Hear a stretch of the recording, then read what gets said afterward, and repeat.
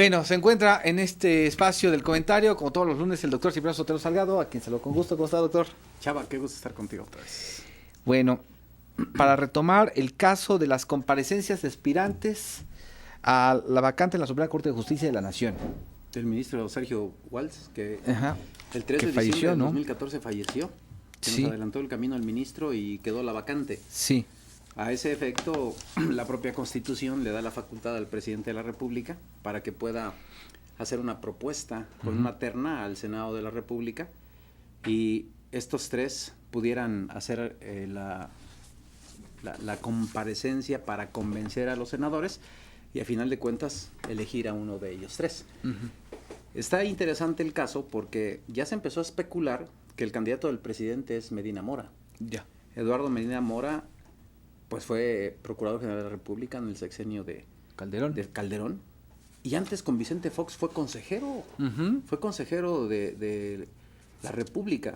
Sí. Después con Calderón fue Procurador General de la República y con Peña Nieto es embajador de México en los Estados Unidos. O sea, mis respetos para el señor, ¿eh? Sí. Se mantiene 3 sexenios con muy buenos cargos y hoy logra que el presidente de la República lo ponga en la palestra para ser el sucesor del ministro Walz. Ajá. Se dice que pudiera ser el sustituto y que se está trabajando políticamente a su favor, pero el tema, ¿por qué vale la pena comentarlo? Yo no creo que si estamos nosotros ya con un sistema nacional anticorrupción, que ya el propio Congreso a través de la Cámara de Diputados del Congreso de la Unión determinó y aprobó la reforma constitucional de 14 artículos, donde se crea el Sistema Nacional Anticorrupción, que prevé dentro de las bondades transparentar las designaciones para darle confianza a la sociedad, pues tenga que seguir todavía este tipo de facultades para que el presidente proponga en una terna a los ministros que habrán de ser electos.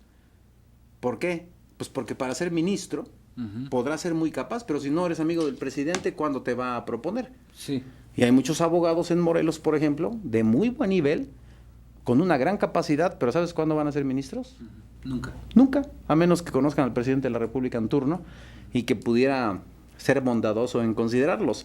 Entonces creo que vale la pena de nueva cuenta traer a colación la propuesta que hicimos nosotros precisamente hace un par de años, donde considerábamos que para ser democráticos y darle la oportunidad a toda la sociedad mexicana de participar en un cargo de tan alta y honrosa responsabilidad como ser ministro de la Corte, pudiéramos dividir la República Mexicana en 11 circunscripciones territoriales, porque son 11 ministros. Ya.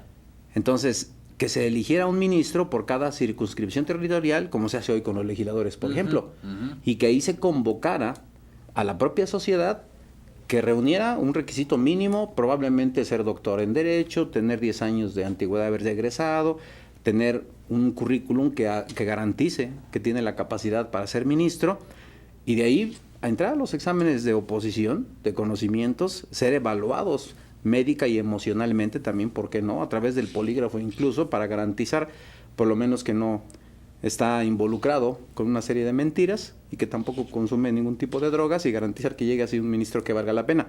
Pero que se les diera la oportunidad a todos los juristas morelenses de Guanajuato, de Querétaro, de Chihuahua. Sí. Porque todos los ministros son los que están en el centro y que tienen buena relación con el presidente de la República, los propone y el Senado es el que a final de cuentas decide. ¿Cómo llega entonces el ministro? Pues con compromisos políticos. Ni modo que le diga al presidente que no, cuando él fue el que lo consideró en la terna, o al senador, cuando le pida un favor, ni modo que diga que no, cuando él fue el que lo eligió. Entonces, vamos a quitarnos el velo de la cara, vamos a darle realmente certeza a la sociedad. Si queremos cambiar, por ahí podemos empezar, desde luego, y pues ya que se cambie la ley y que llegue la sociedad por méritos propios y no por compadrazgos o amiguismos. Que haya una separación de poderes. Totalmente. De eso se habla. Fíjate que el Sistema Nacional Anticorrupción que nace precisamente el viernes pasado en la Cámara de Diputados del Congreso de la Unión, creo que es una esperanza viva para los mexicanos.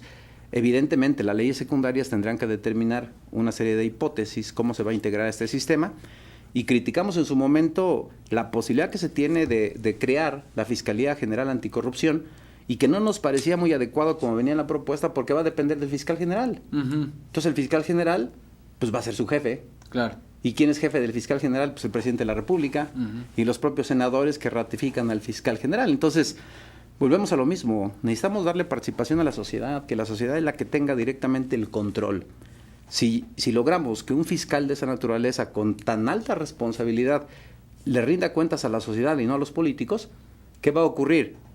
Pues yo no veo por qué un candidato ciudadano que pudiera ocupar un cargo de esa naturaleza pudiera tener algún interés especial en sancionar a algún político si se está portando bien. Sería entonces el compromiso con la ley. Creo que por ahí debemos empezar. Ya nos ganaron otros países como Ecuador, como Panamá, como Perú, que le están dando mucha participación a la propia sociedad, y aun y cuando hay un tratado internacional de la Convención Interamericana contra la Corrupción, de la que México es parte desde 1996, apenas está trabajando sobre el proyecto de Sistema Nacional Anticorrupción. Es decir, es un vicio arraigado que parece que nos gusta y queremos tenerlo con nosotros, y apenitas como que queremos despojarnos, pero pues habría que echar los kilos ya no estamos tardando mucho. Por lo pronto, el Pleno de la Suprema Corte de Justicia de la Nación está trabajando con 10 ministros. 10, sí, está mucho. Está mucho, y esto está mucho. Afecta. Sí, los por trabajos. supuesto, por supuesto. Si hacemos un análisis, ¿por qué siempre las salas de la Corte, que son 2, son números nones los que la integran? 5 ministros, sí, la sala penal y civil. 5 ministros, la sala laboral y administrativa, para que no empaten en los fallos, o se dé por mayoría o por unanimidad. Claro. Entonces, ese número non es el que hace la diferencia. Bueno, cuando están en pleno, que están los 11 ministros, hoy están 10. Y ya tenemos el antecedente, el pasado 2 de enero, cuando a través de 32 rondas no se pudo elegir al nuevo presidente de la Corte, empataron 32 veces. Sí, 5 por un lado y 5 por otro. Nadie cedía. Híjole, es increíble, ¿no? Sí, hasta que recuerdo. se consensó. Si hubiera estado ese ministro, que hace falta precisamente por la ausencia del ministro Walz, no hubiera habido empates y yo creo desde el principio se hubiera definido. Muy bien, bueno, pues los 3 son Eduardo Medina Mora, Felipe Alfredo Fuentes Barrera y Horacio Armando Hernández Orozco. Estos 2 últimos magistrados con carrera dentro del Poder Judicial. Creo que serían los que mayores méritos tienen, pero bueno, igual y no tienen el padrino, así que lo más seguro es que no queden. Bueno, la fecha límite para completar este proceso, según leo por aquí, el 19 de marzo. El 19 ya. A menos que rechacen la terna. Si rechazan la terna, el presidente habrá que enviar una nueva terna y el Congreso en los próximos 30 días hacer la elección, forzosamente. Muy bien. ¿Otro tema? Decía. Hoy el tema del divorcio está sumamente interesante también, el que la Corte determinó la semana pasada, Sí. donde ya dejó atrás el criterio de que quien pretende divorciarse tenga que acreditar la causal de divorcio. Hoy basta que tú digas al juez: señor juez, me quiero divorciar de mi esposa porque ya no me llevo bien con ella.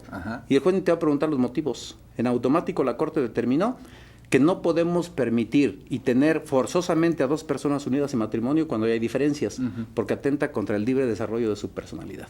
Y además revisaron el caso de Morelos, el de Morelos y Veracruz. Es así, hubo una controversia, sí, y el artículo 175 del Código Familiar para el Estado de Morelos fue declarado inconstitucional, porque en ese artículo se establece que todo aquel que pretenda divorciarse tiene que acreditar las causas por las cuales quiere divorciarse, y la Corte dijo no es necesario demostrarlo, no vamos nosotros a permitir que un matrimonio tenga pugnas, porque afecta no solamente a los propios integrantes de la familia, sino también inclusive a los hijos.